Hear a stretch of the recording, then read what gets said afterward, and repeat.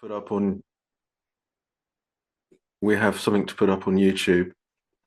If you have any concern about your face being on YouTube, you're very welcome to turn off your video when you talk to me. Yeah, you don't have to have it turned off the whole time. Just if you don't want your face on the screen. It's not so bad, really. It's all right. Bit of fame, infamy, however you see it. Right. Next thing, just a reminder that you can find the icon to react. I think is it under the react icon? Should be a yes, a raise hand icon. If you just use that, then I know that you want to speak and ask a question or have a chat. Apart from that, I think we're good to go. If anyone has a question to start us off for the evening, even if it's, Paul, what on earth were you talking about before the meditation? Please explain yourself. That's fine. Could be about meditation, could be about wider subjects, all within the remit of obviously the Buddha's teaching, but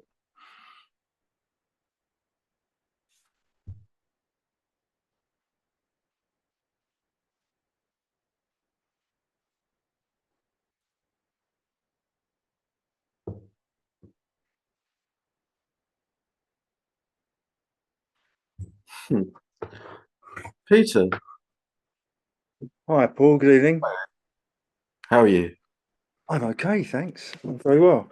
Um, I was just reading some stuff on the internet the other day on various platforms, and people were discussing. I think it was a non-duality platform, and people were discussing whether the Buddhist concept of enlightenment was a one-time event, or was it a kind of I'm not sure if I'm articulating this correctly, but it was a kind of momentary epiphany, and then you would dip in and out of kind of the mundane world and out again, or was it was in a state of nibbana all the time? Yes, I'm very wary of the. This is a personal opinion based on my experience of having walked the insight path to its conclusion, that I'm wary of the claims of this non-duality movement. I said on Wednesday, then end of the meeting on Wednesday, we have a, a physical meeting of the Sangha on Wednesdays. And I said at the end that I'd seen, because on YouTube they throw up stuff that they think, recommend stuff that they think you're going to be interested in, or the algorithm thinks you're going to be interested in. It came up with this non-duality video, and the title was "How to Make the Non-Dual Experience Permanent." At which point I was like, we're not talking about the same thing. Why are you trying to make things permanent when all conditioned phenomena are impermanent? What are you doing? So I'm a little. I don't want to go into the realm of other teachings and other teachers and so forth. I think that's not good form. So I'll keep it to what you have brought up, Peter, which is essentially saying a similar thing, right? And this is my experience, okay? Enlightenment is not something that happens to you, right? In the same way that, well, the easiest, most succinct analogy or illustration would be is like, you can't see the sun because the clouds are in the way. That doesn't mean the sun isn't there. As the fog dissipates and the clouds dissipate, what remains is the sunlight. So the idea that somehow you have to make the sun permanent is ridiculous, isn't it? You have to make the experience of seeing the sun permanent. So with what this training is doing is asking us to explore our conscious experience in order to see that what we had taken to be permanent is in fact impermanent, that what we had taken to be capable of giving us a satisfactory and fulfilling existence cannot do that by virtue of the fact that things are transient, and that nowhere in all of conscious experience and all the components of conscious experience is there any self. All the components of experience are here, arising and passing away and weaving together to create this wonderful, unbelievable experience. But the experience doesn't last for more than a moment before it's replaced with another moment and then another moment. And things have to cease to allow new things to arise. And as your wisdom into all of this deepens, so your attachment to the world diminishes. Your craving for things to be different than they are diminishes to the point where there is no more craving and clinging attachment to any component aspect of existence. At which point the mind is properly still. It's not an enforced stillness like with concentration.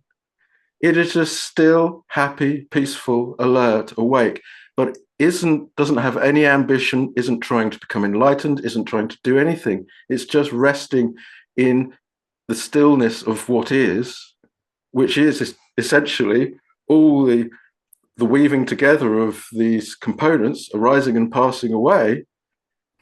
And they're in that space where throughout the whole of the,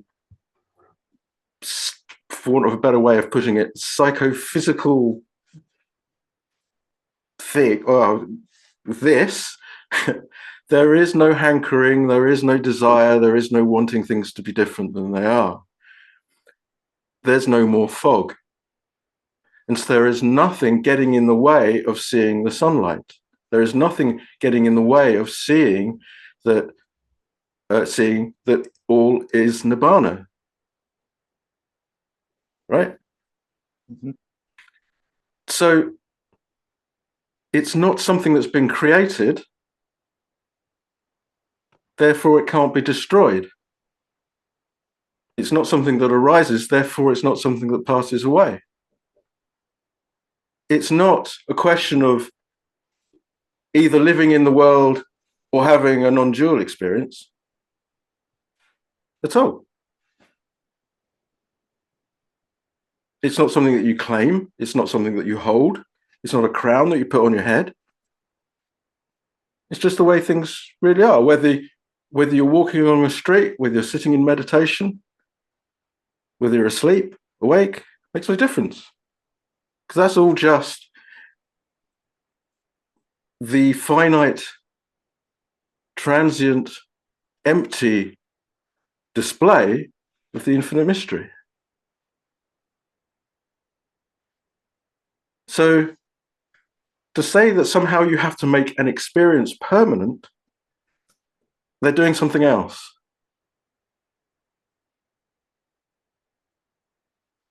Does that make sense, Peter?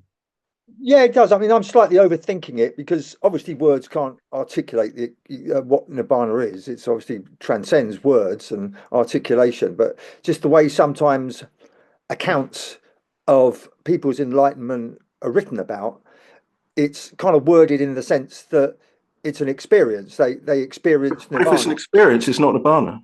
Right. Okay. Well, maybe there isn't. Obviously, there isn't words that could describe it, but that's how it If it's an often. experience, it's the five groups. Yeah. It's five aggregate. It's being weaved into, and it can be weaved into all kinds of different shapes, but it's still a conscious experience. Yeah. Therefore, it is marked by being transient, being Right. ungraspable, being not self, whatever it is. And people aren't seeing that. I don't know what it is they're doing, but my guidance for what it's worth, would be don't get involved with it. No. It's not this. I genuinely don't think it can be the same thing. If they're saying how do we make this now permanent?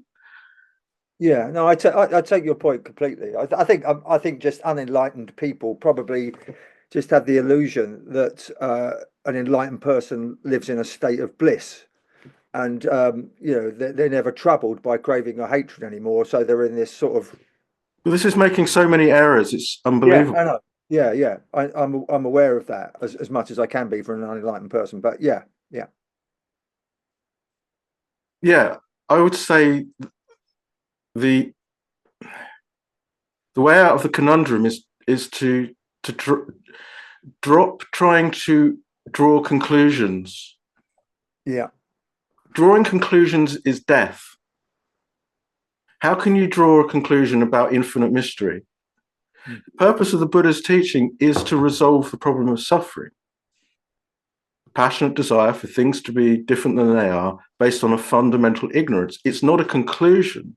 It's setting us free to explore the infinite mystery mm, and the mystery of how all the components that go to make up the experience come together. It's not an end point. yeah, Yeah. yeah.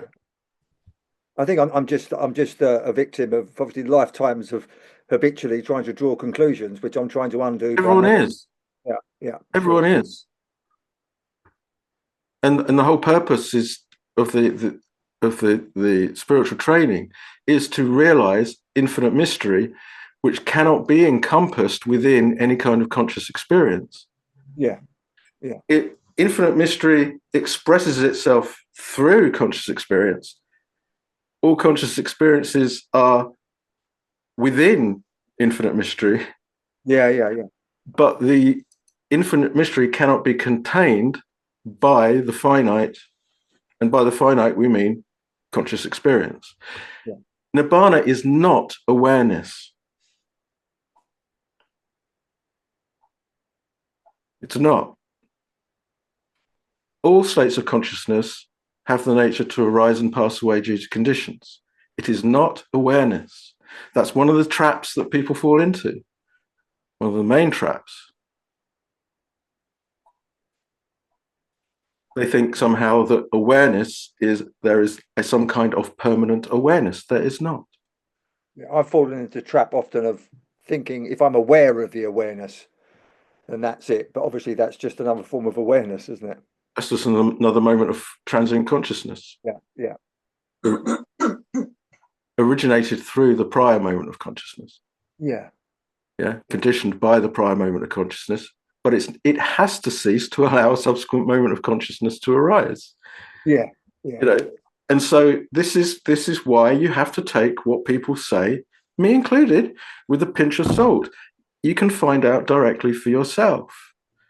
But if we load ourselves up with all these other people's descriptions, it just leads to confusion. Yeah. And we want clarity, and we want simplicity. Mm. Yeah, I'm saying this to everyone, not just you, Peter. We're saying Oh, it no. we want simplicity and clarity. We don't want a jumble of different ideas. We want enough ideas so that we can undertake the training intelligently, but the insight knowledges will arise, insights into transience, unsatisfactoriness, non-self, conditionality. All the insights that we need will arise quite spontaneously when the conditions are right. We don't do it. It happens because the conditions allow it.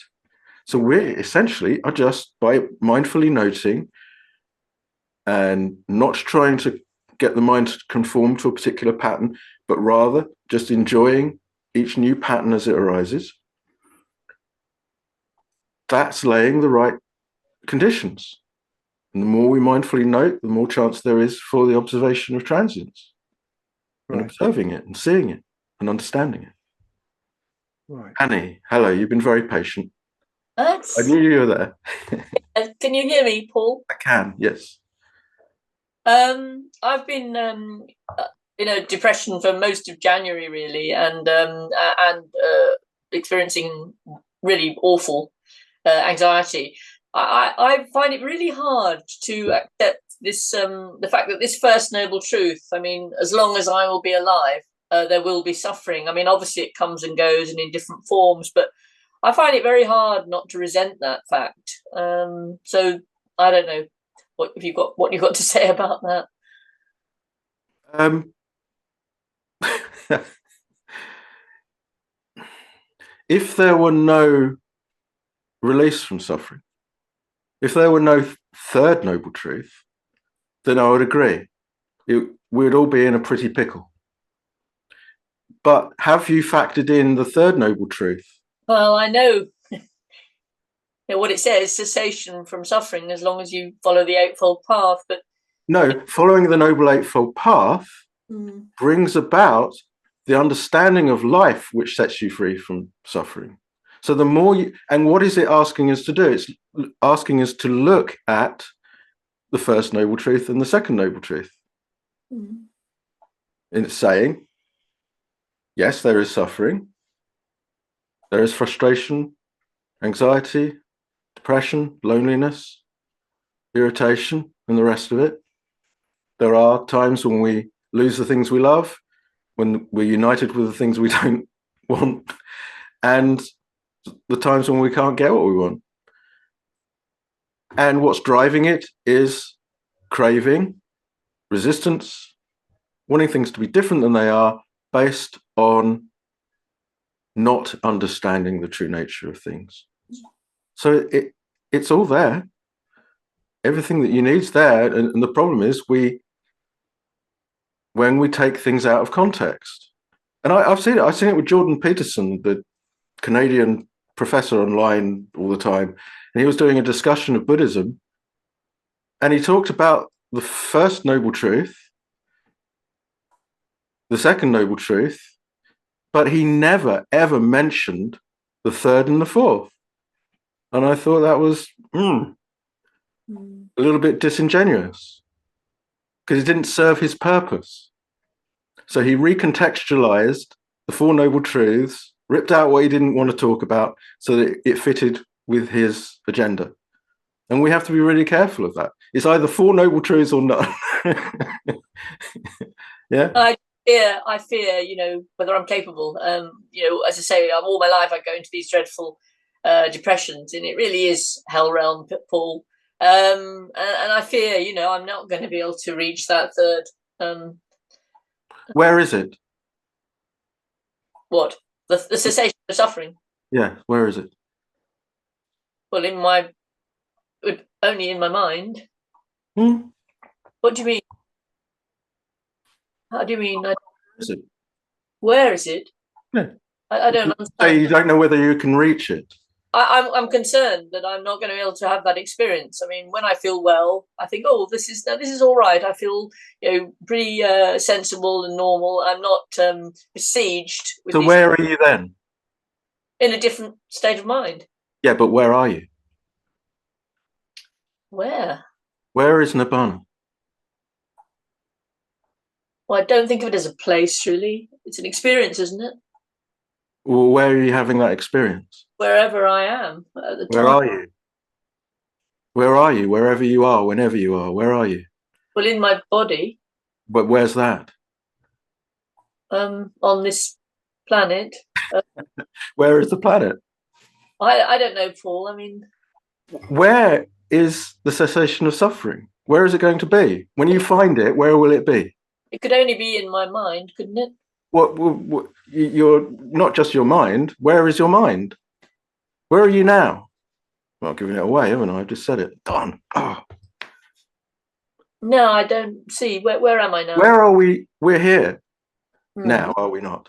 Yes. Whatever we want to call it, whatever shapes there are, whatever colors there are, whatever sounds there are, whatever it is, we're here now, where we've always been. Yeah. Right. So when someone becomes enlightened, where are they? Just in the same place. Okay. So Nibbana is here now. Yeah. That's what I'm trying to say. Experiencing it.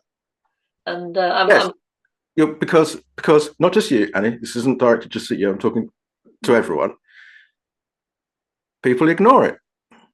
Mm. That's all it is. It's just people are ignoring it. They're ignoring the infinite mystery. They're ignoring the fact that the infinite mystery is pouring through every component of their experience right now. So anyone can undo that. Anyone. But first, you've got to say it's possible. Yeah. Well, this is what I'm concerned about. You know, if you suffer from a condition, as I do, this bipolar thing, which, you know, does that mean my brain, you know, is sort of malfunctioning in the way that I'm not going to be ever able to reach that state of you know, cessation? But, and here's the thing, because this really is what I was talking about before the meditation. You can follow this conversation, can't you? Yes. Okay, you can do it then. Okay, thank you. The reason being that the amount of concentration that's required is the amount of concentration it takes to be able to follow a conversation. The amount of mindfulness it takes is the amount of mindfulness it takes to follow a conversation. Okay, thank you. Yeah. So, thanks, Annie. But does everyone see what I'm getting at here? It's here. It's not elsewhere. And it just requires us to pay sufficient attention to be able to just note what's taking place. Now, if that's feeling sad, feeling frustrated, feeling irritable, and then rejecting those experiences, rejecting those mental states, wanting other mental states, that all of that has to be gently gone into, and all the muddle has to be gently straightened out, so that you can see how it is that you pour petrol onto the flames and create sustained periods of mental ill health through this process of rejecting what we find.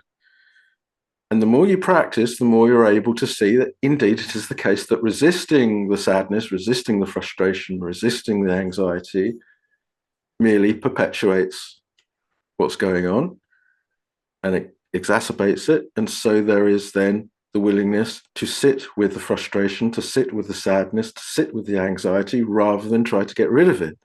That's wisdom. And then you start to see that the sadness, the frustration, the irritation doesn't last.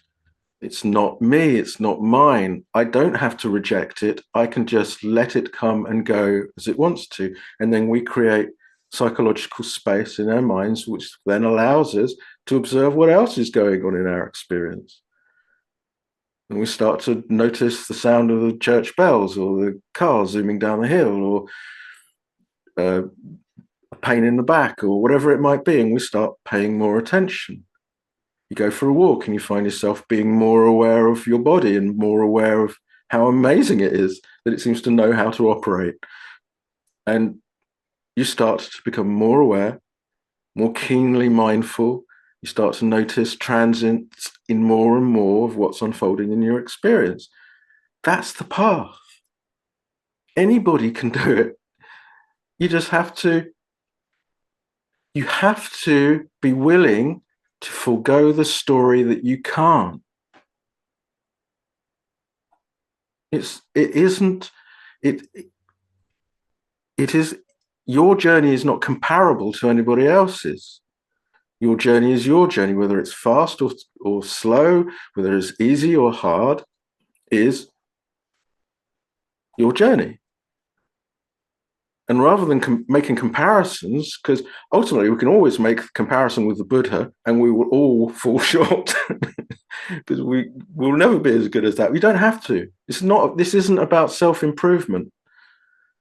If you practice mindful noting, your mindfulness will improve. If you practice mindful noting, your wisdom will improve, your concentration will improve, your faith will grow, confidence will grow, pleasurable interest and fascination with life will grow, tranquility will grow. And I think sometimes people think, oh, you have to have all those in place and then you can practice mindful noting.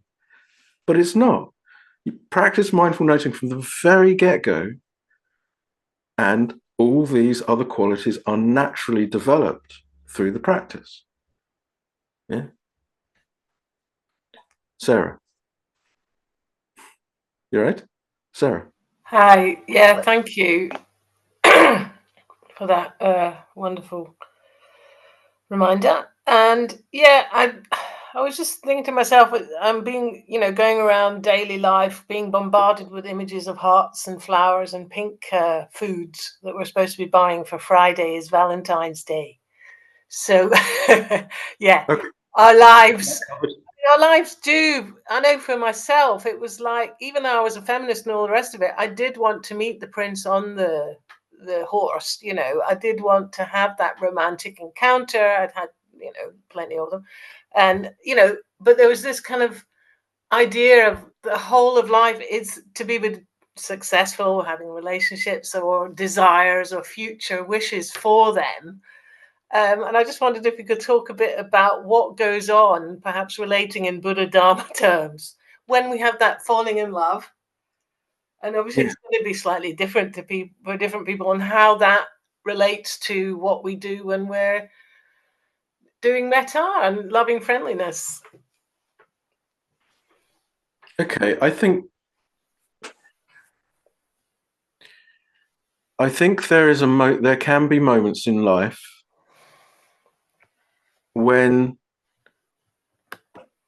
the wall that separates us, the apparent wall, the invisible wall, the in reality non-existent wall, does crumble, and there's like a drawbridge to another person, and that it just so happens at the same moment the walls collapse with another human being, and people can savor in that moment the delights of non-separation, the absolute delight of non-separation, and it has the flavor of enlightenment. But sadly, what happens for most people is that then subsequently, as they start to see that the person with whom they truly bonded turns out to be unsatisfactory in various ways, it creates this, you go from non-judgmentalism back into being judgmental, finding fault, finding flaws, believing that the other person should improve and be better, and the walls of separation are reformed. And then it takes, if the two people in question have the wherewithal, they will recognize the value in going through life together and learning to accept one another as they are. Because the whole thing is about accepting life as it is. And the suffering comes from resisting that and saying, no, this is flawed, this is wrong, it shouldn't be like this. Yeah? So falling in love has the flavor. And so for most people, they might get it through their religion. These brief periods of a sense of non being, not separate. But it's always so fleeting because they're experiences. Yeah. So I can fully understand why there would be a sense of unrequited love.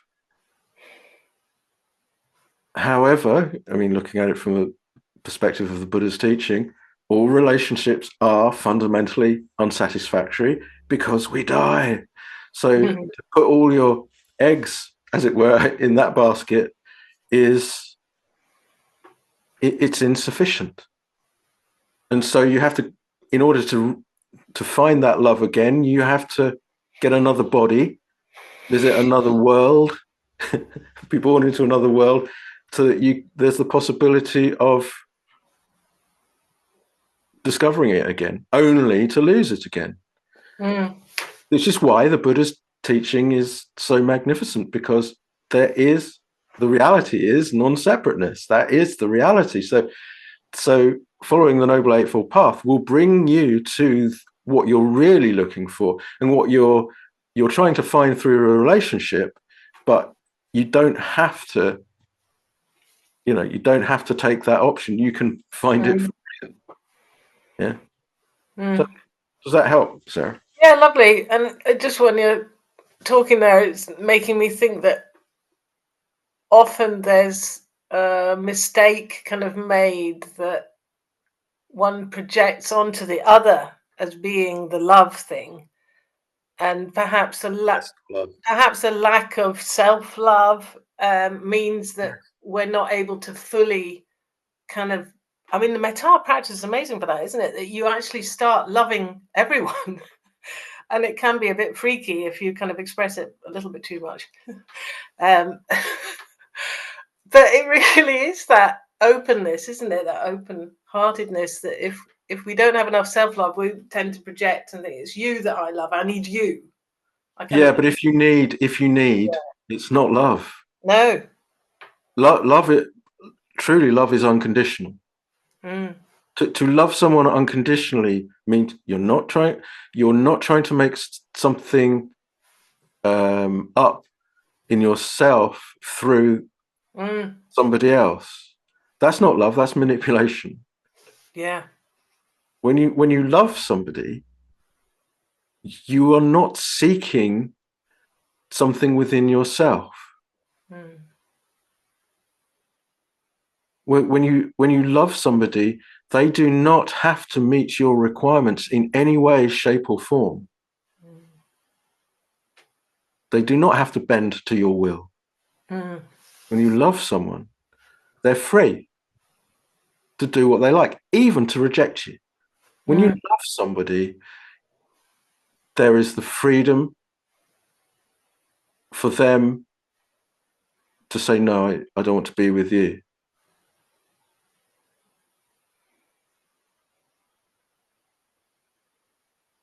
So, yeah. Otherwise, it's a form of tyranny. Yeah. I think that's most people's experience of relationships. They're forms of tyranny with little sprinklings of, the nice stuff. But to truly love someone is to set them free. Yeah, beautiful. Thank you. Okay. I thought somebody else had their hand up, but they've disappeared. It was me for. Oh, Rebecca. I thought better of it, but now I feel bad, so I'll say it anyway. It was what you were saying, because it's very close to what you were saying. I've heard it said that it's like that you almost need to have experienced the feeling of being in love in order to have the right mindset for going towards the end of the path. That to have that, it's very similar to what you were saying, but sort of, it's like not a transfer. But this is why I put my hand down, because I clearly don't know what I'm talking about. So that's why I thought I wouldn't. Because for me, that's going down the line of I have to do something first before I can become enlightened. I have to find out what it's like to love another human being before I can truly work successfully at the path. Yeah. And I respectfully disagree. That's absolutely fine. It's better that way. Yeah, I think at the moment I've got nothing to transfer anyway, so that's. I think it is the failure to discover true love that is part of what propels us onto the path. I think it's the failure to find true lasting satisfaction and fulfillment. The yearning. So we have the relationship. So whether we have the relationship or not, the yearning doesn't abate. It can be temporarily covered over in the honeymoon stages of a relationship, but that said that still something's not quite right. it kind of manifests again. And that's the call of the beyond. That's the beyond calling to us. That's the infinite mystery calling to us and say, well, do you really want to know? So, like, even, it's like, you could, in some senses, you could say love is just the temporary removal of the sense of separation. So you're just watching a movie and it's just a really brilliant movie and you're captivated to the extent where you forget yourself. And that sense of separation is just temporarily lost. Same with a period of concentration. If you get properly concentrated, the sense of myself as separate is lost temporarily, but they're all temporary experiences. Yeah. Not the freedom. So there's always a dependency. It means I have to get that experience back or a similar experience again and again and again. So there's a dependency there. So it's not freedom.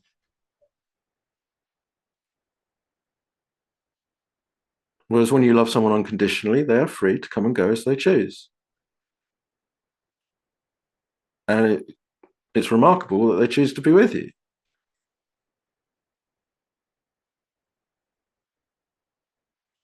It's wonderful. And it's possible.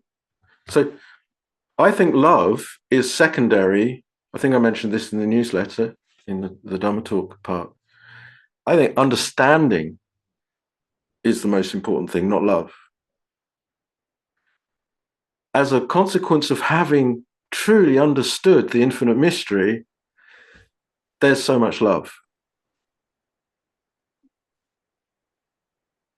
So I think it's coming to understand that this, whatever this is for you at this moment, is the infinite mystery expressing itself through its finite displays of consciousness, of feelings, perceptions, materiality, and the way all these weave together to create you sitting at home on your sofa or wherever you happen to be, wherever you happen to be. And so the discovery of the infinite mystery expressing itself through its conscious displays in this way means you don't have to be anywhere and you don't have to be anyone, and nothing has to happen and nothing shouldn't happen. And that even just sitting plonked on your sofa is wonderful. And life can express itself in whatever way it wants to, because you're no longer trying to control it. You're no longer trying to manipulate it into a shape that you want. It's free to be whatever it spontaneously wants to be. And within that, there is this lovely harmony and order.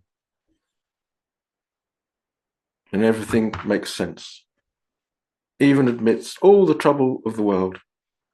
And all the troubles of the world are caused by what? Ignorance and the craving and the resistance that arises upon that ignorance. If there's no ignorance, everything flows beautifully.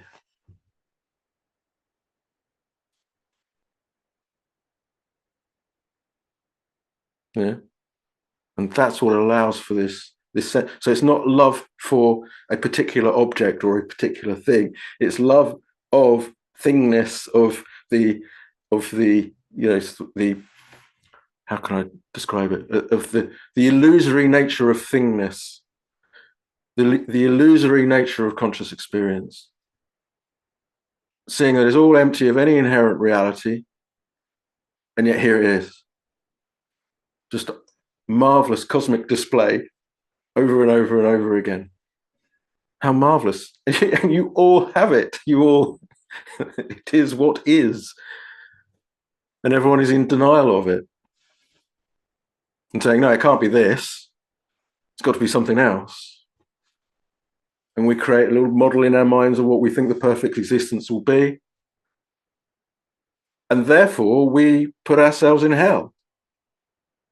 Because the Garden of Eden, heaven or whatever, is something we've created as this thing which isn't here. I've got to create it. So you've locked yourself out of Eden. You've locked yourself out through your desires. Isn't that amazing? You know, just this, whatever is going on for you right now, just what you're experiencing right now, it's this. But you dismiss it as being too ordinary.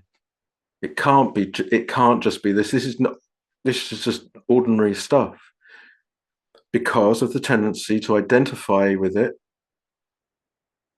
and assert ownership of it, you completely destroy any possibility of seeing the infinite mystery. And the resolution to all of this is simple. Just mindfully note what's taking place in your experience again and again and again and again. And gradually you wear away the misperceptions, the wrong ideas, the wrong views.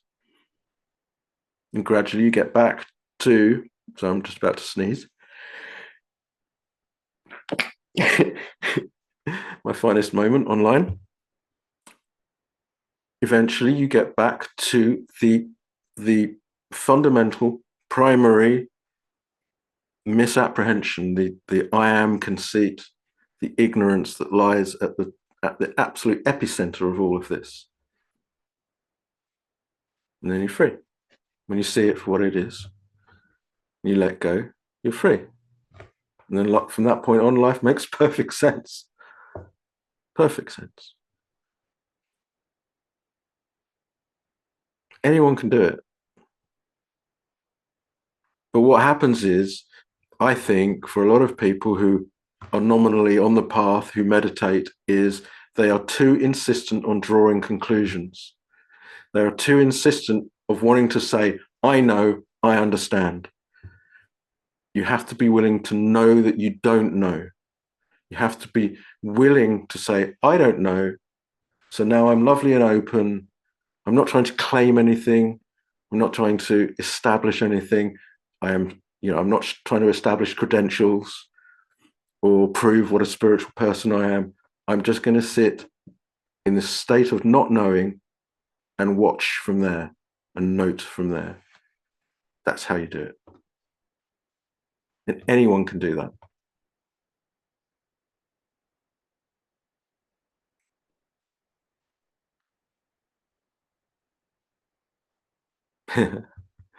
I'm glad you like that, Sarah. Has anyone got any other contributions? Anything you'd like to know about?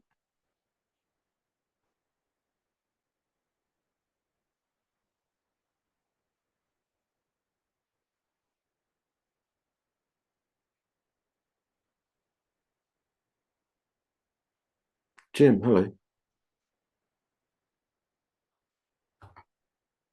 You're muted, Jim.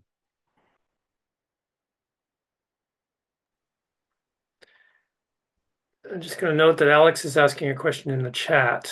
He says he can't use his microphone because of his circumstances. I can read it to you. I didn't even.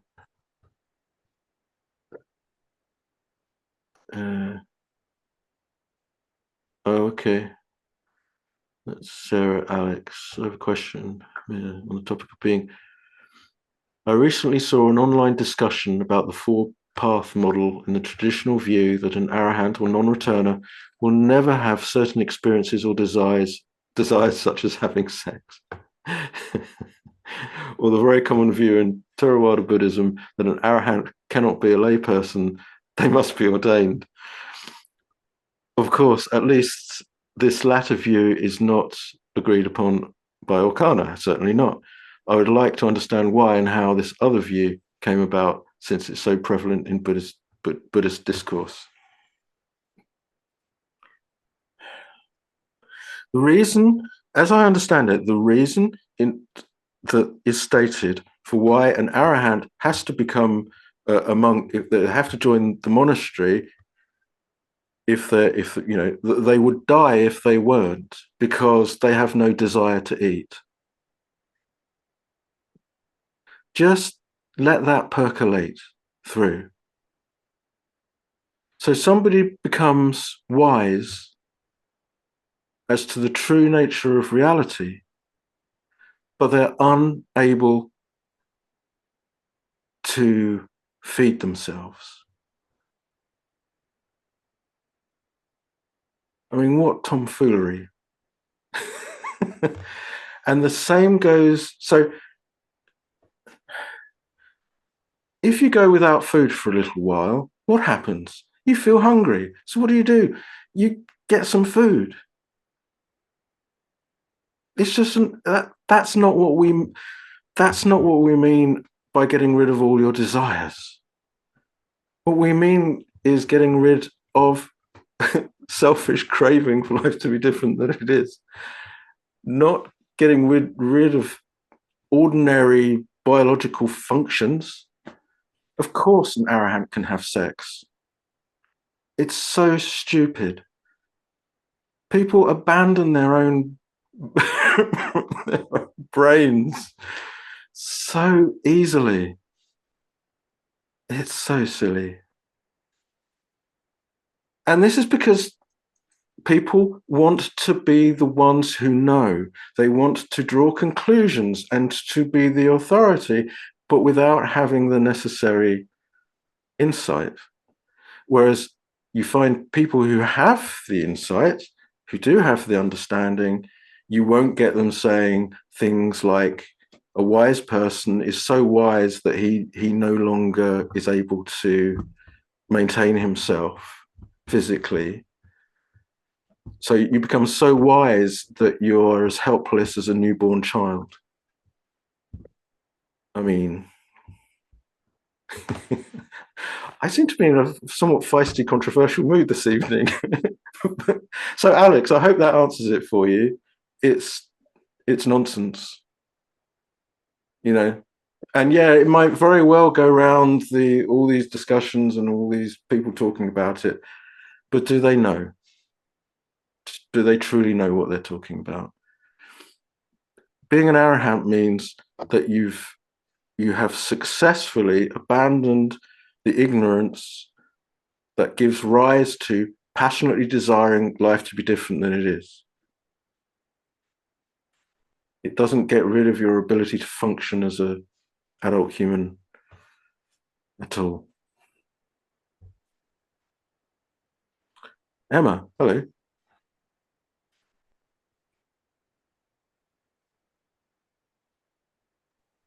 There we go. Hi. I sort of have a question really, and it's just to get a Buddhist perspective on something that I'm actually, like, at the moment I'm fed up to the back teeth with my job, and I'm just wondering if that's a selfish craving for life to be different, or should I use some kind of take action and do something about it? And I just need some kind of perspective on this and some insight and wisdom from. Yeah, I don't think you can go wrong, really.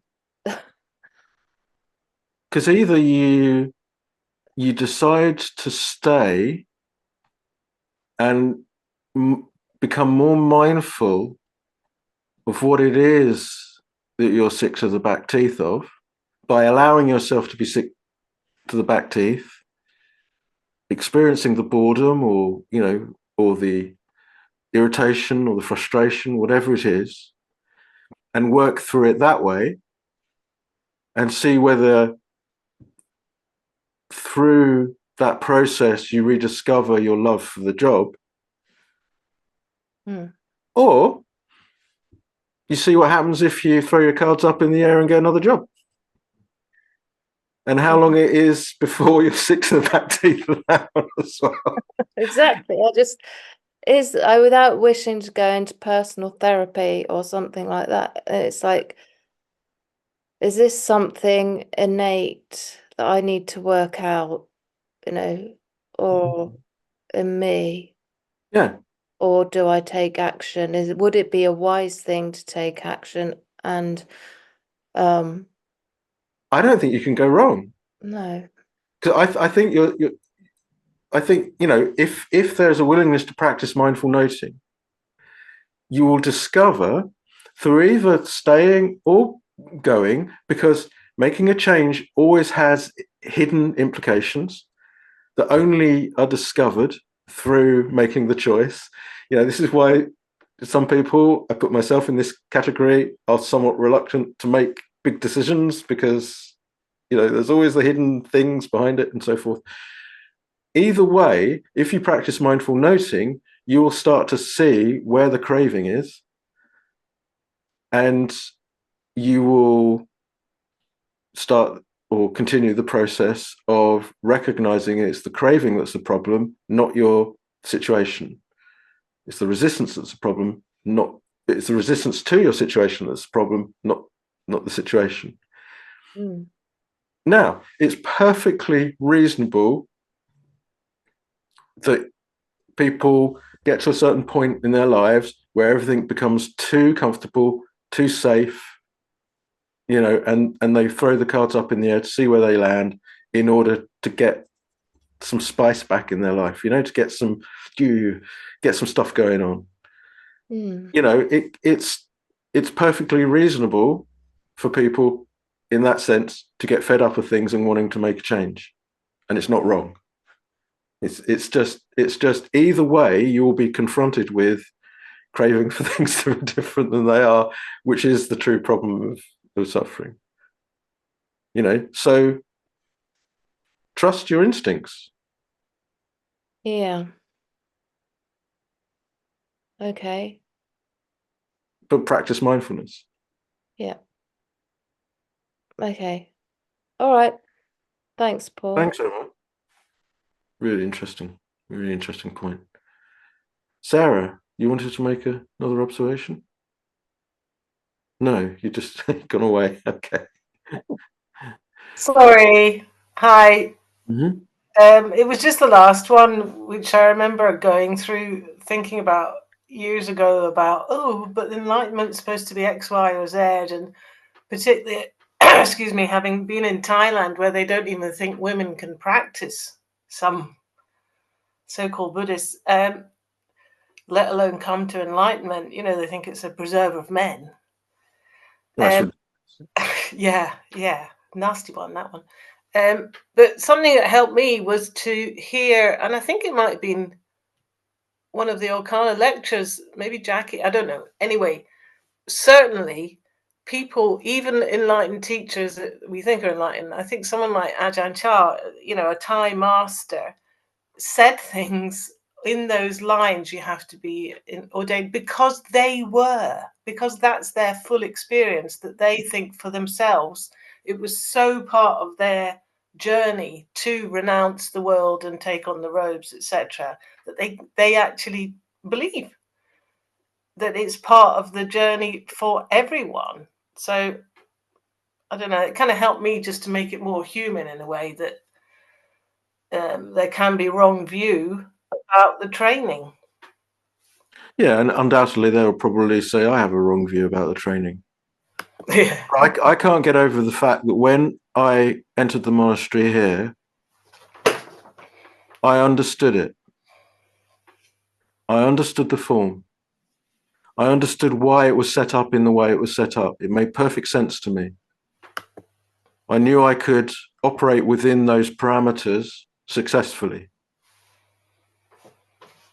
It wasn't a huge change. Yet I saw other people come in last 2 days and jump over the hedge. They couldn't get away quickly enough. Yeah. What do we put that down to? Yeah. I had to conclude that I'd done it before. Right. Right? So I had the experience, sufficient experience, But I've also taught a woman who has never been ordained, Yeah. who realized Nibbana, who realized the third noble truth. Mm. So I couldn't, from my experience, I can't possibly say you have to be ordained in order to do it and you have to be a man, because I have concrete evidence to the contrary. So, you know, so I think there has to be sufficient life experience to recognize the patterns of dissatisfaction and the failure to find genuine happiness and genuine fulfillment. And that's what drives our journey on the path, right? You have to have sufficient faith to be able to say, yeah, I can do it. If Paul can do it, I can do it. Mm-hmm. You have to, so you have to have sufficient determination. And you know, in Zen, they have a saying, many a shaven head and a hairy mind. Yeah. Being ordained doesn't necessarily mean that you're going to realize enlightenment, because it's not the hours you put in, it's what you put into the hours. And so somebody can live in the world. I'm not saying it's going to be easy, but then it's not easy being ordained either. It's like you're just choosing based on your current commitments and where your heart lies and where your instincts are telling you which way to go. And you make a decision based on all those various factors. Personally, I think coming in for full-time training is the best use of your time as a human being. I just absolutely got so much from being a monk, so much. And it's a wonderful training that we offer here, and I'd recommend it as long as you're not wanted by the police. You're not due in court. You're not trying, get out of going to court by going into the monastery.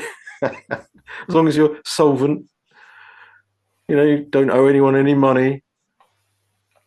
Where's my money? I'm a monk. I don't have money. None of that business. As long as you're, free from debt, as long as you don't have dependents, people who are depending on you, then you can come in. As long as you can manage the workload, you're young and sprightly enough to manage the workload, and you don't currently have a disease, which means that or ill health that means that you can't fulfill that. Then, with all those criteria being in place, they're the only ones. You don't have to be a brainy person. You don't have to be. You don't have to be super hyper intelligent or anything. You don't have to be super nice. That's not suitable. We don't let super nice people in. They're too super nice. They won't last. You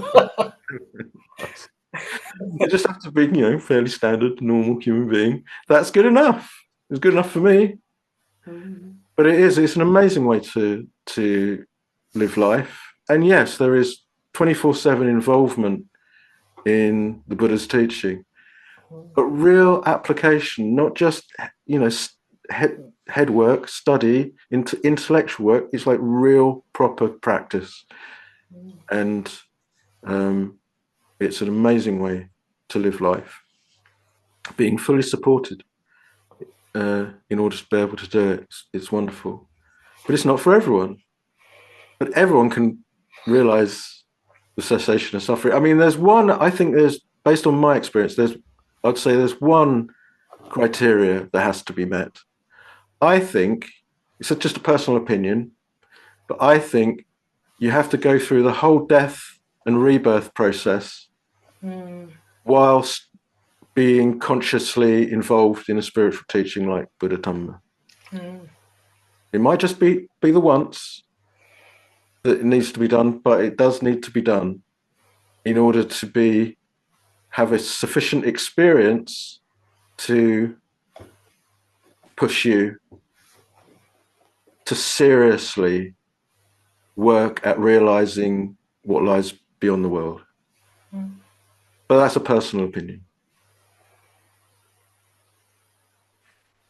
based on my experience. Lucy. Hello. Hi, Paul. I was just thinking about what Emma said, because it sounds like I was in her exact position back in the summer. And I was thinking of two things which you have taught that helped me decide what to do in that time. And one of them was, you once said to me, there are a few decisions that you can make in life which are not completely reversible if you kind of really want them to be. So yeah, there are some that you really shouldn't reverse, basically, is what I took from that. So that kind of, a few times has helped me make decisions. But the other one was thinking about when you talk a lot about being kind of getting yourself in a happy enough state to meditate in whatever way you do that, whether it's loving kindness or just kind of mentally thinking about, I'm looking forward to meditating later. And I got to the point where I wasn't happy at all. By the end of my job, I really wasn't happy. And I realized that was one quite obvious obstacle to kind of having quite mindful meditations, or at that point it just became obvious that was getting in the way of meditation a bit. So it kind of got to a point where I realized I had a duty to myself to do some steps to try and increase the chances of a bit of happiness at the moment. Even if it's just to, obviously it'll help with lots of things in life, but even if it's just to be able to sit down and meditate more easily and not have as much kind of chaos going on in my head. But yeah, those are just two things that I found really helpful with making. Well, it sounds like exactly the same situation that Emma's in as me, as I was in, and I'm very happy with the decision I made back in the summer. As it happens, it was really good step. But yeah, because I think I had the same.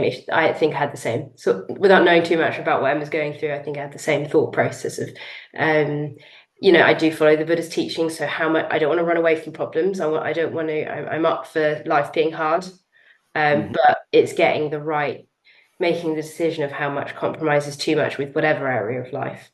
But it came clear at a certain point that no, now I do have to try and be happy a bit with my job at this particular stage.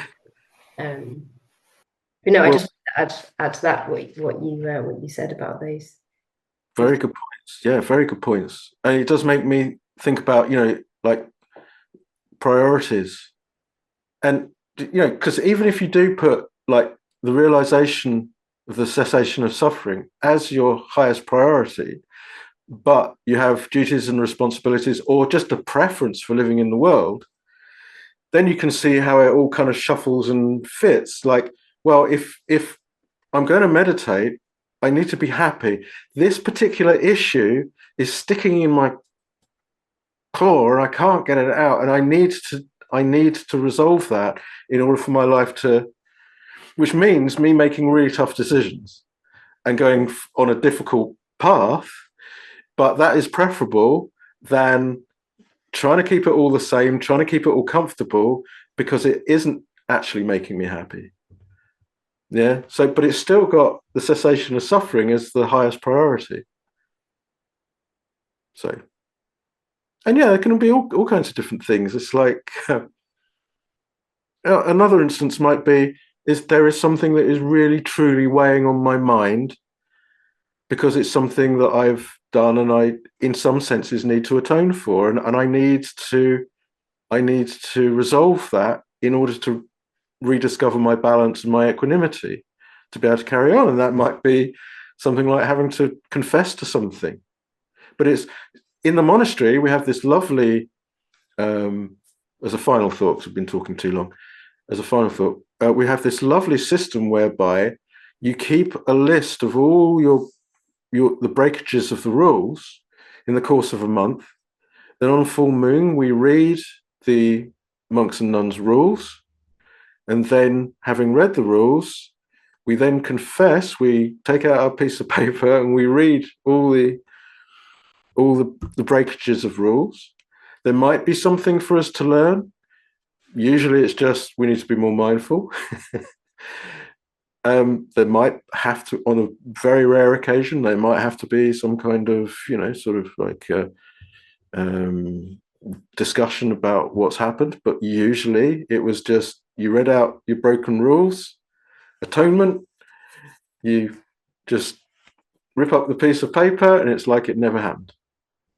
Because you've confessed it, you've opened up, you've said what needed to be said in order to have a free mind again. And it's a beautiful system. It works really, really well. So that's looking at it from the opposite, from a different angle. But essentially, if by staying and trying to work things out, things just don't get worked out, a point comes when, you have to make that kind of decision and go with that and see where that leads. And trust yourself. Trust your instincts. Trust your intuition. Trust what your heart is telling you. Which sounds like you did, Lucy, and it was the right thing to do. So, okay, we're well over the hour, so we should stop there, really. Well, that got feisty. That was fun. I enjoyed that. I hope you enjoyed it too, and you got stuff from it. And we'll meet again in a couple of weeks. Thank you, Paul. Thanks, Paul. Thanks, Paul. That was really good. Paul. Thank you. Thank you. Thank you. Thank you.